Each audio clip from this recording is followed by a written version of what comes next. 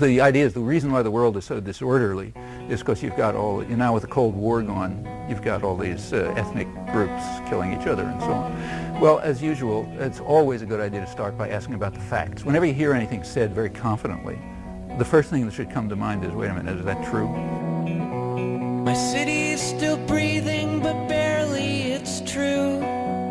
Through buildings gone missing like teeth, the sidewalks are watching me think about you.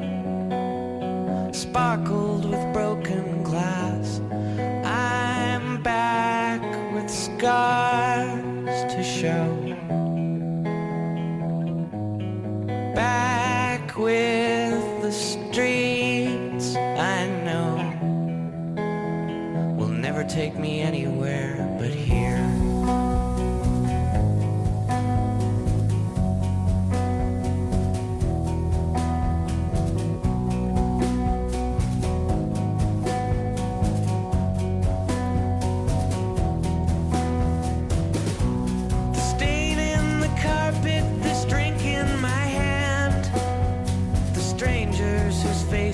I know we meet here for our dress rehearsal to say I wanted it this way. Wait for the year to drown. Spring forward, fall back down. I'm trying not to wonder where you are.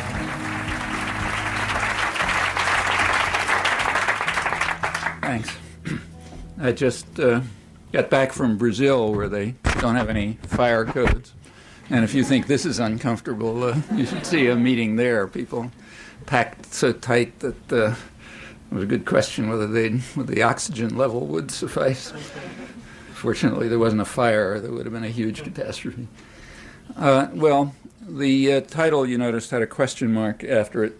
And the reason for the question mark is that whatever's been happening for the past several months and is going on now, and however you evaluate it, like it, hate it, whatever, it's pretty clear that it cannot be a war on terror. And that's, in fact, that's close to a logical necessity, at least if we accept certain pretty elementary assumptions, certain principles. So let me try to make those clear at the outset. The first principle guideline, if you like, is that we ought to, I will try, and I think we should, bend over backwards to give the benefit of the doubt to the United States government whenever it's possible. So if there's any dispute about how to interpret something, we'll assume they're right. The second guideline is that we should take rather seriously, very seriously, the pronouncements of leadership, especially when they're made with great sincerity and emotion. So, for example, when George Bush tells us that he's the most devout Christian since the apostles, we should believe him, take him at his word, and we should therefore conclude that he certainly has memorized over and over again in his Bible reading classes and in church the famous definition of hypocrite that's given in the Gospels. Namely, the hypocrite is the person who applies to others standards that he refuses to apply to himself.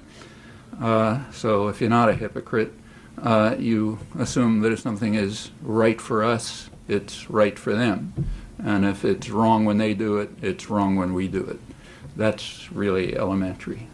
And I assume the president would agree, and all of his admirers as well. So those are the principles I'd like to start with.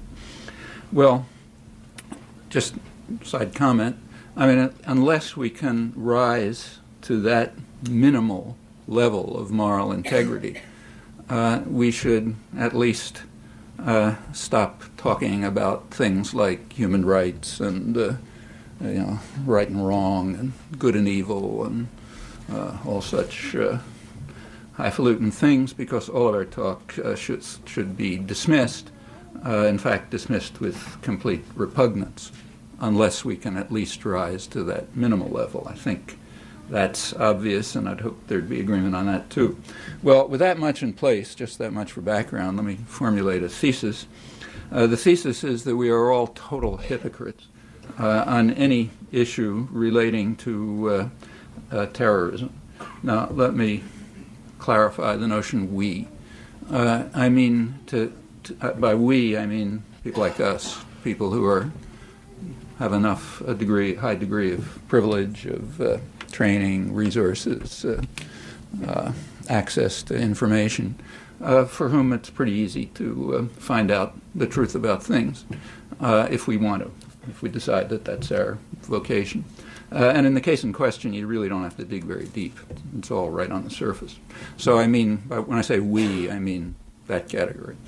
And I definitely mean to include myself in we, because I've never proposed that our leaders be subjected to the kinds of punishment that I've recommended for enemies. So that's hypocrisy. In fact, if there are people who escape it, I really don't know them, haven't come across them. It's a very powerful culture. It's hard to escape its grasp. So that's thesis number one. We're all total hypocrites on the matter of, in the sense of the Gospels, on the matter of terrorism. The second thesis is stronger, namely that the first thesis is so obvious that it takes real effort to miss it. And in fact, they should go home right now because it is obvious. Nevertheless, let me continue and say why I think both theses are correct. Well, to begin with, what is terrorism? Got to say something about that. That's supposed to be a really tough question. Academic seminars and graduate philosophy programs and so on. Very vexing, complex question. However, in accordance with the guidelines that I mentioned, I think there's a simple answer. Namely, we just take the official U.S. definition of terrorism, since we're accepting the pronouncements of our leaders literally. So let's take their definition. In fact, that's what I've always done when I've been writing about terrorism for the last 20 years or so. Just accept the official definition. So, for example, a simple and important case is in a U.S. Army manual in 1984, which defines terrorism as the calculated use of violence or the threat of violence to attain goals that are political, religious, or ideological in nature. Well, that seems simple. Appropriate. Particularly good choice because of the timing, 1984. 1984, you'll recall, was the time when the Reagan administration was waging a war against terrorism, particularly what they called state-supported international terrorism, a plague spread by depraved opponents of civilization itself in a return to barbarism in the modern age. Happen to be quoting George Shultz, who was the administration moderate. Another guideline is we'll keep to the moderates, not the extremists. So that's 1984. Reagan had come into office a couple years earlier. His administration had immediately declared that the war against terrorism would be the focus of U.S. foreign policy, and they identified two regions as the source of this plague by depraved opponents of civilization itself, Central America and the Middle East. And there was quite wide agreement on that. So in 1985, for example, every year Associated Press has a poll of editors on the most important story of the year. And in 1985, the winner was Middle East terrorism. So they agreed. Right towards the end of that year, 1985, Shimon Peres, Israeli Prime Minister, came to Washington, and Reagan and Peres denounced the evil scourge of terrorism, referring to the Middle East. Scholarship and experts also agreed. There's a huge literature for the last 20 years on terrorism, particularly state-supported international terrorism. I don't have time to review it, but a good illustration, which I'll keep to, is the December 2001 issue of Current History, journal Current History, good, serious journal, It's called America at War. It includes leading historians, specialists, experts on terrorism. And they identify the 1980s as the era of state-supported, state-sponsored terror, agreeing with the Reagan administration. And I agree with that, too. I think it was the era of state-sponsored international terrorism. One leading author, Martha Crenshaw, says that in that era, the United States adopted a proactive stance to deter the plague. Mostly it's about the Middle East, but Central America is occasionally mentioned. For example, U.S. support from two authors, co-authors, from the Brookings Institution described the U.S. war against the U.S. Contra war against Nicaragua as a model for how to fight a war against terrorism. They say that that was a model for U.S. support for the Northern Alliance in the current phase of the war against terrorism. The seeds of contemporary terrorism, however, are much deeper. The major historian in the group points out, David Rapport, a leading academic specialist on terrorism, editor of the Journal of Terrorism, and so on, he points out that it goes back to the origins of modern terrorism, like Osama bin Laden. They go back to the early 1960s, when, I'm quoting him now, when Viet Cong terror against the American Goliath kindled the hopes that the Western heartland was vulnerable. I won't comment on that, but I'd like you to, just as an exercise, you might try to find a historical analog to that statement somewhere. I'll just leave it at that. The world also, and it's easy, without commenting, if you check through the scholarly literature, you'll find the same story all the time, virtually exceptionless. The world agreed with the Reaganites, too. In 1985, right after Reagan and Paris had denounced the evil scourge of terrorism, the General Assembly passed a resolution condemning terrorism.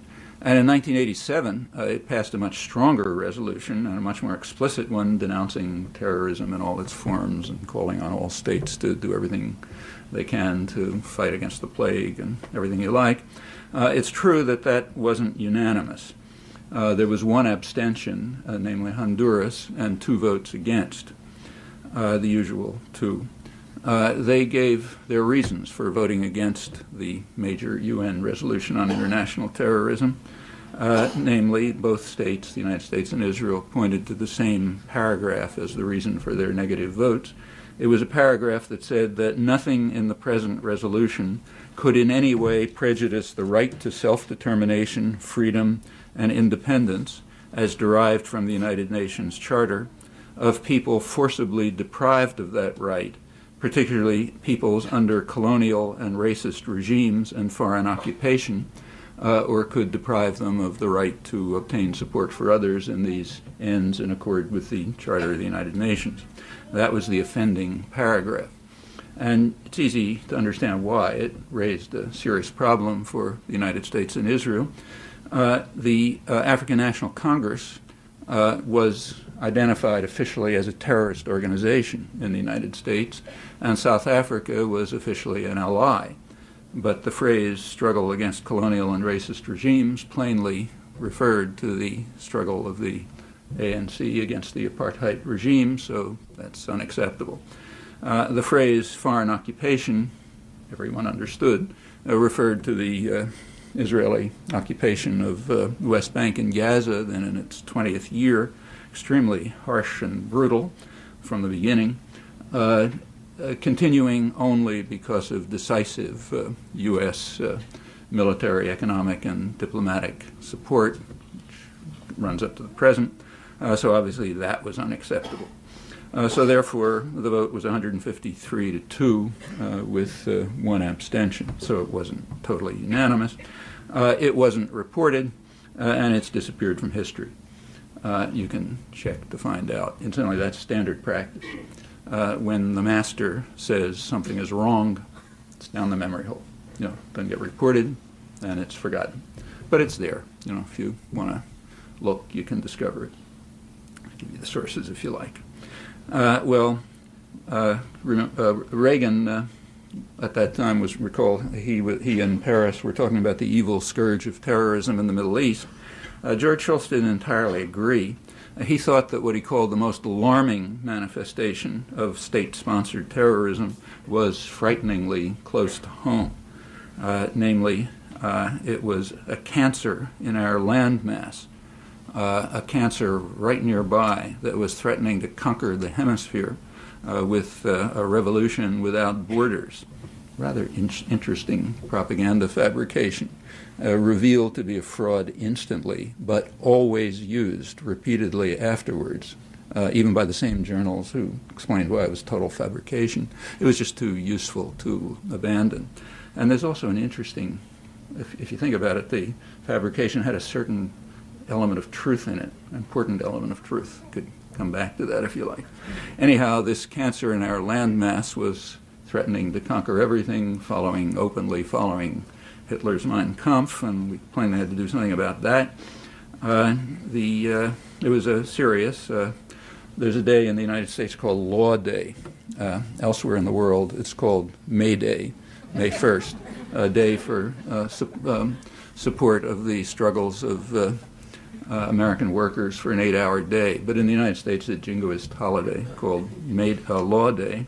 And on Law Day 1985, President Reagan declared a national emergency because the government of Nicaragua constitutes an unusual and extraordinary threat to the national security and foreign policy of the United States. That was renewed annually. George Shultz informed Congress that we must cut the Nicaraguan cancer out, and not by gentle means. Things are too serious for that. So to quote Shultz, recall the administration moderate, the good cop. Quote Shultz, he said, "Negotiations are a euphemism for capitulation if the shadow of power is not cast across the bargaining table." He condemned those who advocate utopian legalistic means, like outside mediation, the United Nations, the World Court, while ignoring the power element of the equation. I'll avoid quoting the hardliners. At that time, the United States was exercising the power element of the equation with mercenary forces based in Honduras, attacking Nicaragua. They were under the supervision of John Negroponte, who was just appointed to run the diplomatic side of the diplomatic component of the current war on terror as a UN ambassador. The military component of the current war on terror is Donald Rumsfeld, who at that time was Ronald Reagan's special envoy to the Middle East, the other place where the plague was raging through 1985, in fact. The United States at that time was also blocking utopian legalistic means that were being pursued by the World Court, the Latin American countries, and others, and it continued to block those means right to the end until the final victory of its terrorist wars throughout Central America. Well, how was the war against state-sponsored terrorism waged in those two regions by the people who, in fact, are leading the new phase? So it's pretty close historical continuity, not just those two, of course. Well, let's just, to illustrate, pick the peak year, the worst year, 1985 in the Middle East, top story of the year. So what were the, who wins the prize for the worst acts of terrorism in the Middle East in 1985? Well, I know of three candidates. Maybe you can suggest a different one. One candidate is a car bombing in Beirut in 1985. The car bombing was placed outside a mosque. The bomb was timed to go off when people were leaving to make sure you kill the maximum number of people. It, according to the Washington Post, killed 80 people, wounded over 250, mostly women and girls leaving the mosque, but it was a huge explosion, so it blew up the whole street, killed babies and beds and so on and so forth. The bomb was aimed at a Muslim sheikh who escaped. It was set off by the CIA in collaboration with British intelligence and Saudi intelligence, and specifically authorized by William Casey, according to Bob Woodward's History of Casey and the CIA.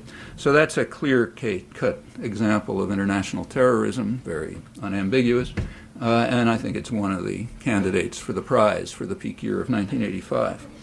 Another candidate surely would be the so-called Iron Fist operations that Shimon Peres's government was carrying out in occupied southern Lebanon in March of 1985.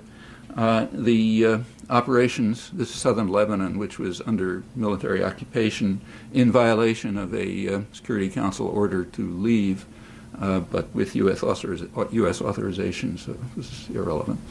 The bombing, the Iron Fist operations were targeting what the High Command called terrorist villagers in southern Lebanon. Included many massacres, lots of atrocities, kidnapping of people for interrogation and taking them to Israel and so on. It reached new depths of calculated brutality and arbitrary murder, according to a Western diplomat familiar with the region who was observing. There was no pretense of self-defense. Rather, it was openly undertaken for political ends. It was conceded, wasn't even argued. So that's a clear case of international terrorism, although here we might claim that say that it's aggression. I'll call it just international terrorism, in line with the principle that we bend over backwards to give the United States the benefit of the doubt. Of course, this is a U.S. operation. Israel does it because they're given arms and aid and diplomatic support by the United States. So we'll decide to call this just international terrorism, not the much more serious war crime of aggression. The same, incidentally, was true of the much worse operations of 1982, when Israel invaded Lebanon, killed maybe 20,000 or so people. Again, crucial U.S. military and economic and diplomatic support. The U.S. had to veto a couple of Security Council resolutions to keep the slaughter going, provided the arms for it, and so on. So it's a U.S.-Israeli invasion, if we're honest. The goal of the invasion, I'll just quote the New York Times on that, the goal was to install a friendly regime in Lebanon and oust the PLO, which would help persuade Palestinians to accept Israeli rule in the West Bank and Gaza. That's actually accurate, and I have to compliment the New York Times in saying that. That was this January 24th. As far as I know, that's the first time in mainstream U.S. literature that anyone has dared to say what was absolutely common knowledge in Israel and in the dissident literature 20 years ago. I mean, I was writing this in 1983, just using Israeli sources. But it couldn't penetrate U.S. commentary. You might check and see. As far as I know, this is the first breakthrough. I'm not sure the reporter understood what he was saying. But anyway, he did say it. James Bennett, January 24th. Well, prize for James Bennett for telling the truth after 20 years. And it's true. And, of course, it's a textbook illustration, virtually textbook illustration of international terrorism. This time we have to bend over backwards pretty far to call it international terrorism because it's hard to say why this isn't overt aggression, the kind of action for which U.S. and Israeli leaders should be subjected to Nuremberg trials, real serious war crime. But again, let's keep to the guidelines and say it's only international terrorism. Well, that's the second example. This 85, I'll keep to the Iron Fist operations. Third, the only other example for 1985 that I know of took place a few days before Shimon Peres arrived in Washington to join Reagan in denouncing the evil scourge of terrorism. Shortly before that, Peres sent the Israeli Air Force to bomb Tunis, killing 75 people, civilians, torn to shreds with smart bombs. It was all rather accurately and graphically depicted by a highly respected Israeli reporter, Amnon Kapeliuk, in the Hebrew press in Israel, and corroborated by other sources. So the United States cooperated with that by withdrawing the Sixth Fleet so they didn't have to inform their ally Tunisia that the bombers were on their way, presumably getting refueled on the way. So that's a third candidate. I don't know of any other candidates that even come close to being candidates for. Incidentally, George Shultz, the moderate, immediately after the bombing, he telephoned the Israeli foreign minister to say that the United States had considerable sympathy for this operation, but he backed away from open support for massive international terrorism or maybe aggression when the Security Council unanimously condemned the attack as an act of armed aggression, the United States abstaining. I didn't want to vote against that. So those are the three cases top three cases that win the prize for 1985, to my knowledge. And again, I'll assume that these are just international terrorism, so we're not calling for Nuremberg trials. Just more international terrorism by depraved opponents of civilization itself, and examples which are pretty hard to miss, remember, because this was the peak story of the year. International terrorism in the Middle East. Here's three perfect examples. In fact, the only three major examples that I know of. However, they aren't candidates. In fact, they're not even in the running. They're not competitors. The examples that are in the running are, for example, cited in the current history issue to which I referred, which does discuss 1985 and gives two examples of the evil scourge of terrorism, namely the hijacking of TWA 897, killing one American Navy diver, and the hijacking of the Achille Lauro, the boat, which led to the killing of Leon Klinghoffer, a crippled American, both surely terrorist atrocities. Those are the two examples that are in the running that are memorable, that count for international terrorism. Well, the hijackers of the TWA plane claimed, correctly in fact, that Israel was regularly hijacking ships in international waters in transit between Lebanon and Cyprus, killing people, kidnapping others, taking them to Israel either for interrogation or simply as hostages, keeping them in jail for years. In fact, some people are still in jail without charges, many years. But that's all correct. Their charges are correct. But that doesn't justify the hijacking on the assumption, which I accept at least, that violence is not legitimate in retaliation against even worse atrocities or as preemption against future atrocities. Violence is not legitimate in such cases, so we can dismiss those claims, though they're in fact correct.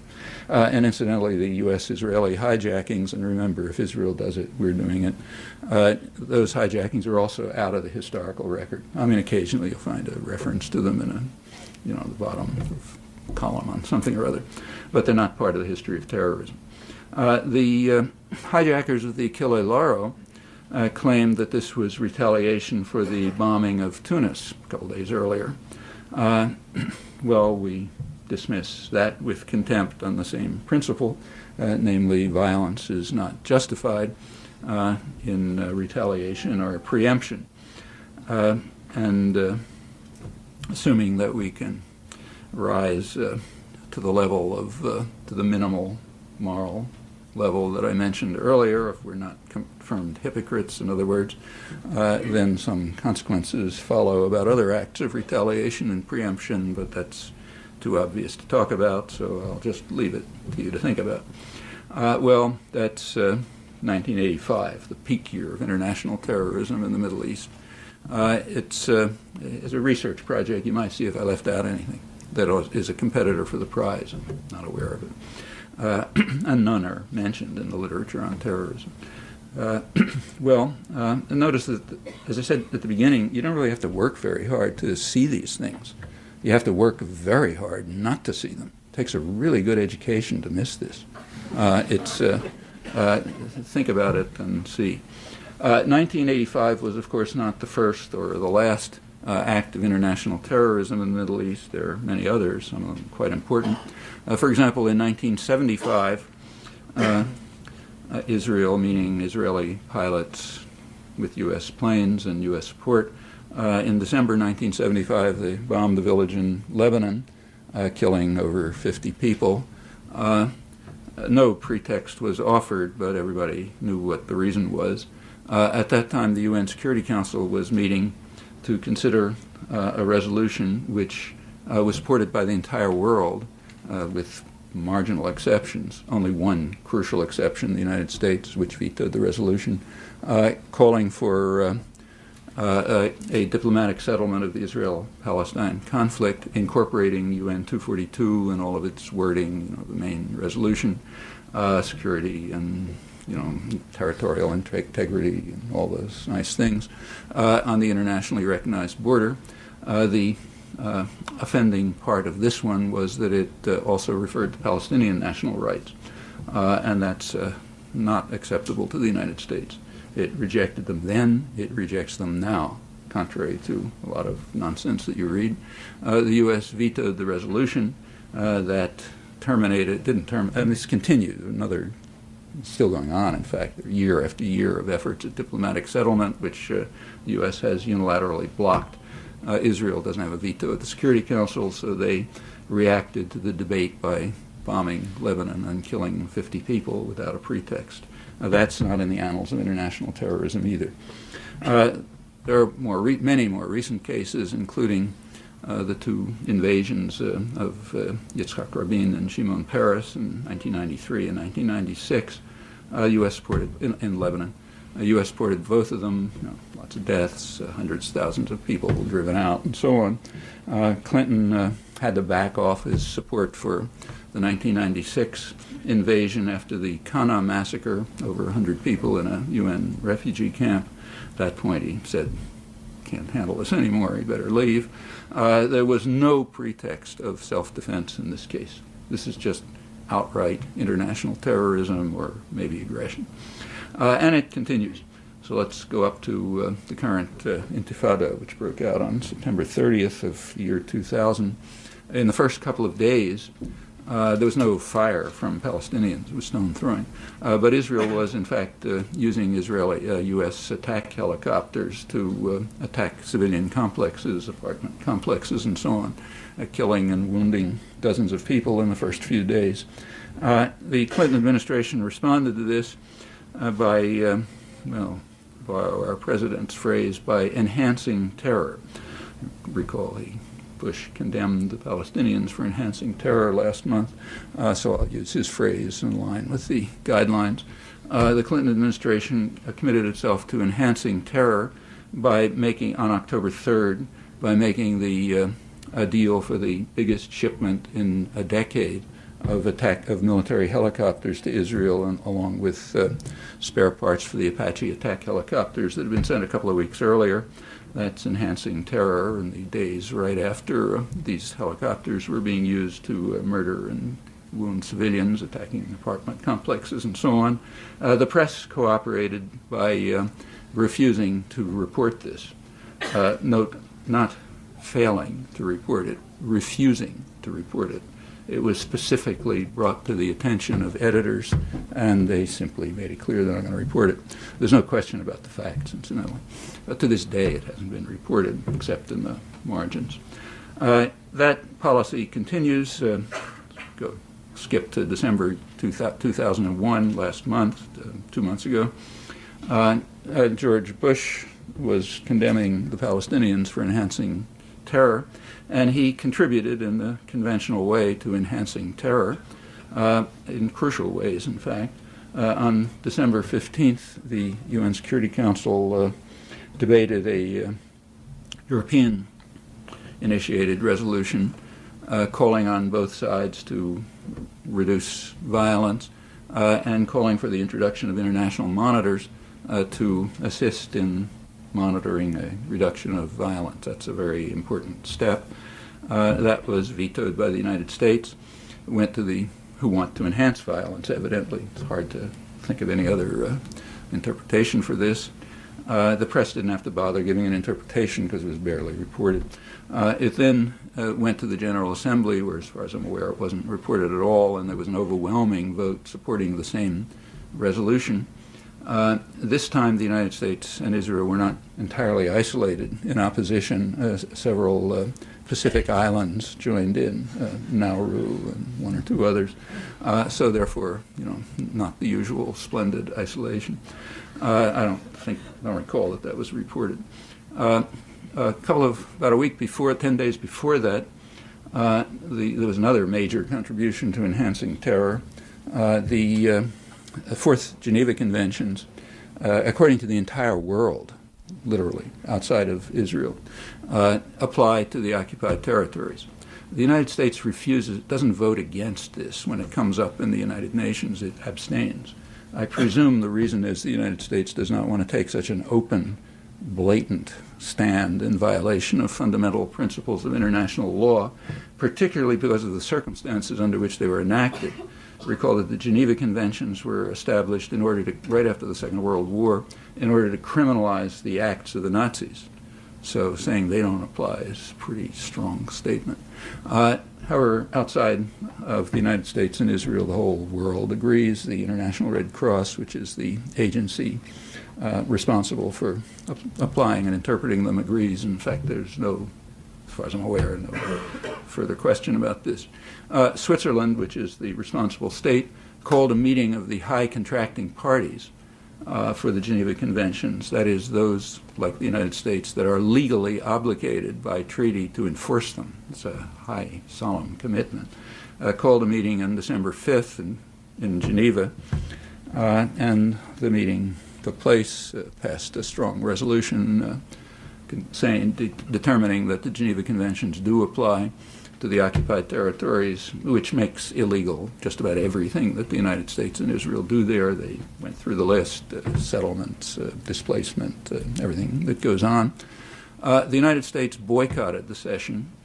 They got another country to boycott them, Australia. According to the Australian press, under heavy U.S. pressure, Australia joined in boycotting them. If the U.S. boycotts it, it's like a negative vote at the Security Council or the General Assembly. Didn't get reported, and it's out of history. Okay, but that's another important step to enhancing terror. All of this took place, incidentally, in the midst of a 21-day truce, one-sided truce. Palestinians weren't carrying out any acts, but a couple of dozen Palestinians were killed, including a dozen children.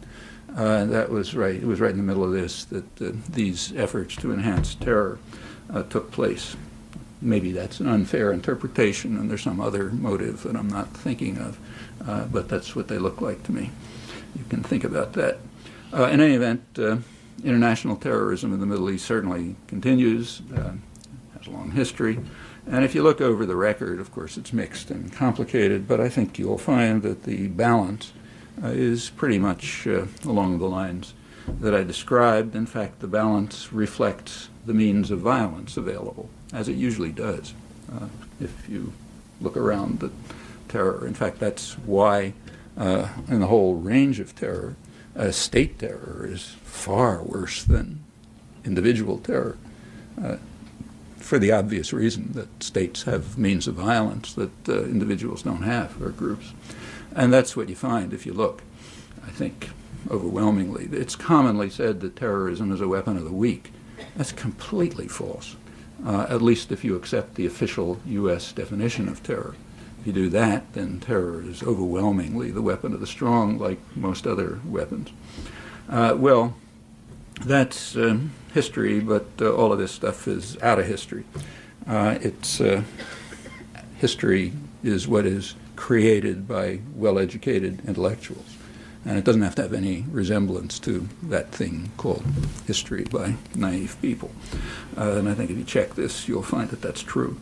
Well, that's the Middle East. Let's turn to Central America, the other main focus of the plague by depraved opponents of civilization itself. Here I'll be brief, because at least the core parts are just uncontroversial. At least uncontroversial among people who have minimal regard for international law and international institutions and so on. Actually, the size of that category is very easily estimated. Namely, ask yourself how often what I'm now going to say has appeared in the discussions about the evil plague of terrorism in the past 5 months, huge flood, how much has been devoted to some uncontroversial cases. Again, uncontroversial if you think the World Court and the Security Council and international law have some significance. Well, in 1986, the International Court of Justice condemned the United States for international terrorism, unlawful use of force, in its war against Nicaragua. Again, I'm going to keep to the guidelines, bend over backwards, allow this to be interpreted just as international terrorism, not the war crime of aggression. So we'll call it international terrorism. The court ordered the United States to terminate the crimes and to pay substantial reparations, presumably billions of dollars. Congress reacted by instantly escalating the war, by new funding to escalate the war. Nicaragua took the matter to the Security Council, which debated a resolution calling on all states to observe international law, mentioning no one, but everyone knew who was meant. The U.S. vetoed it. Nicaragua then went to the General Assembly, which passed similar resolutions in successive years. The United States and Israel opposed. In 1 year, they got El Salvador. All of this is out of history. It has to be. It's just inconsistent with our preferred image of what history is supposed to be. And as I say, you can check how much this has been. These are uncontroversial cases. You can check to see how much it's been referred to recently. And remember who were the individuals responsible, people like Negroponte, proconsul of Honduras, Rumsfeld, special envoy to the Middle East, and so on, and others. Plenty of continuity. Well, the U.S. reacted, as I said, by escalating the war, and also for the first time giving official orders to its mercenary forces to attack what are called soft targets. That's what the Southern Command called them, soft targets, meaning undefended civilian targets, agricultural cooperatives, and so on. That was known. It was discussed in the United States. It was considered legitimate by the left. So Michael Kinsley, who represents the left in mainstream debate, he had an interesting article. He was then editor of the New Republic, in which he said that we shouldn't be too quick to condemn State Department authorization for attacks on undefended civilian targets because we have to apply pragmatic criteria.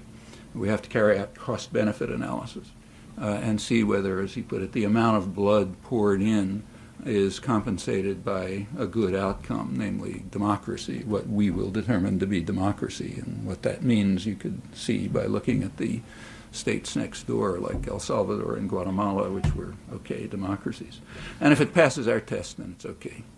So in other words, international terrorism is fine, assuming it meets pragmatic criteria, and now across the spectrum, left to right, among we, that is, educated, privileged intellectuals, not the population, of course.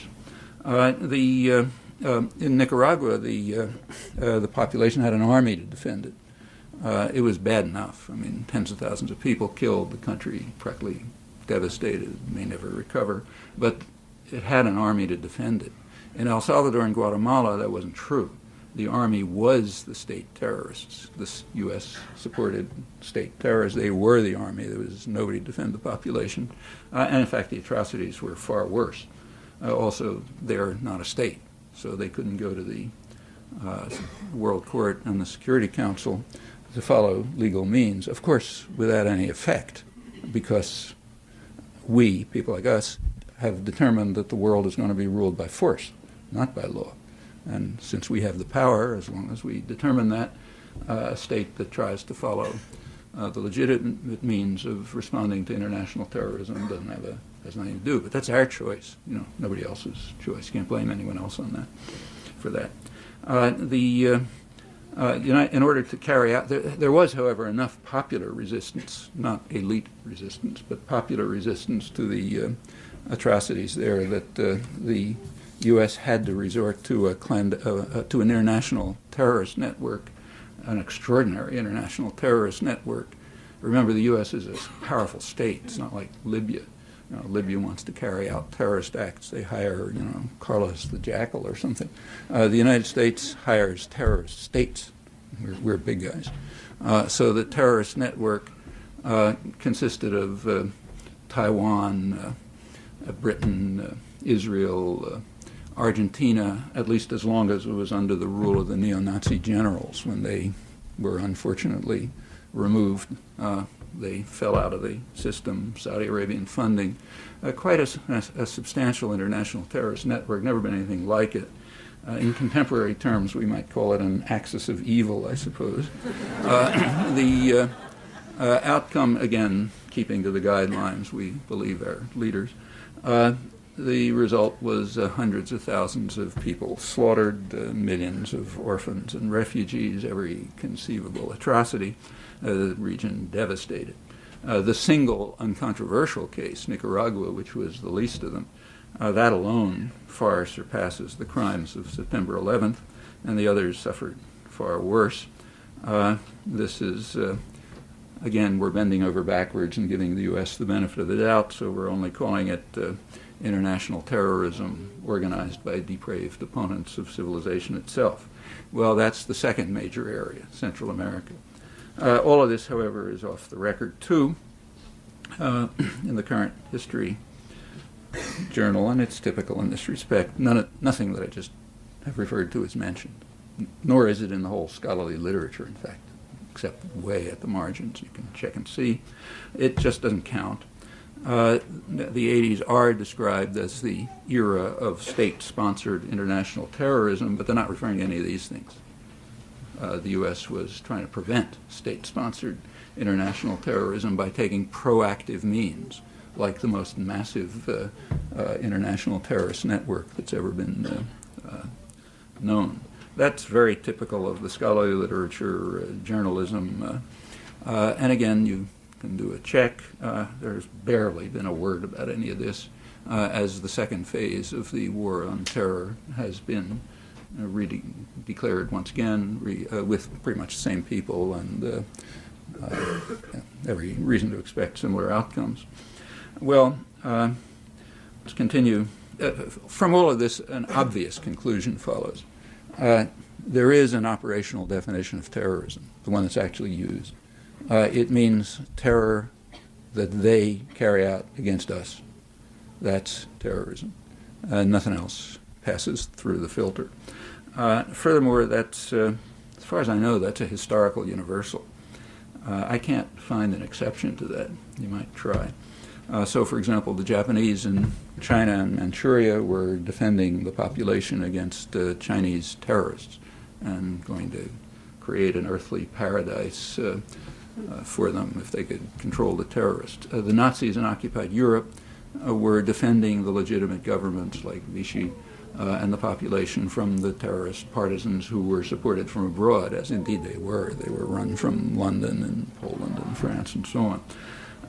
The fact, as I say, I can't find an exception. You might try. Also, as far as I'm aware, this is virtually universal among intellectuals, educated folks like us. Apart from statistical error, this is the line that they take. Now, it doesn't look that way in history, but you have to remember who writes history. That ought to leave you with a little bit of skepticism. If you look at actual history, not the one that's written, I think you'll find that this is the case. And I could even maybe suggest it as a research topic to some enterprising graduate student who aspires to a career as a taxi driver. Just to continue to the present, let's just take the last couple of months. September 11th was a perfectly clear example of international terrorism. No controversy about that, so we don't have to waste time on it. What about the reaction? Well, it turns out the reaction is also an uncontroversial case of international terrorism. Again, let's keep to the guidelines. We'll just listen to what our leaders say.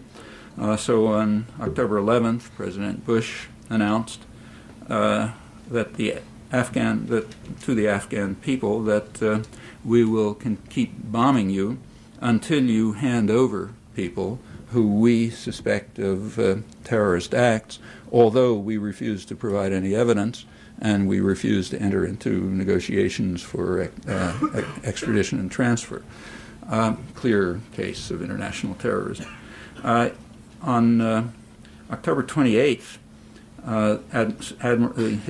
the British counterpart, Admiral Sir Michael Boyce, who's the chief of the British Defence Staff, took it a step further. 3 weeks after, you have to remember, getting rid of the Taliban regime was not a war aim. That was an afterthought. And 3 weeks after the bombing began, that was added, presumably so that intellectuals would have something to feel good about or something, I don't know. Anyway, 3 weeks after the bombing, that was added as a new war aim. And Admiral Boyce announced to the Afghan people accordingly, I think this is the first mention of this war aim, that we will continue bombing you until you change your leadership. Okay. First, that was all very prominent, like page 1 of the New York Times in both cases. 2, both cases are textbook illustrations of international terrorism, if not aggression, but we're still bending over backwards. And it's all off the record by the usual convention. We're doing it, so it doesn't count. It's only when they carry out what we officially define as terrorism that it counts. Well, it's easy to go on, but let me just return to the weak thesis. There can't be a war against terrorism, at least as terrorism is defined in official U.S. documents. It's a logical impossibility. This is a small sample of illustrations. You can go on easily, but it's enough to show that that can't be true. That's the weak thesis. What about the strong thesis, that it's all so entirely obvious that it ought to even be embarrassing to talk about it because it's all right on the surface. Nothing hidden about any of this. Everything I mentioned is perfectly well known. You didn't have to penetrate anything to discover it. No obscure sources, nothing, just the obvious evidence. And it's very easily you can easily add to it. There's a ton of literature about it for the last 20 years. But that's all that literature also can't be discussed because it comes out with the wrong conclusion. So it's treated the same way terrorism is in our intellectual culture. Again, a choice, not a necessity. So we end up with kind of a dilemma. If we're not honest, forget it. If we are honest, there's a dilemma. One possibility is just to acknowledge that we are total hypocrites, and then to at least have the decency to stop talking about things like human rights and right and wrong and good and evil and so on, and just say, yeah, we're hypocrites. We have force, and we're going to rule the world by force. Period. Let's forget about everything else. The other option is harder to pursue, but it's imperative. Unless we would like to contribute to still worse disasters that are likely to lie ahead.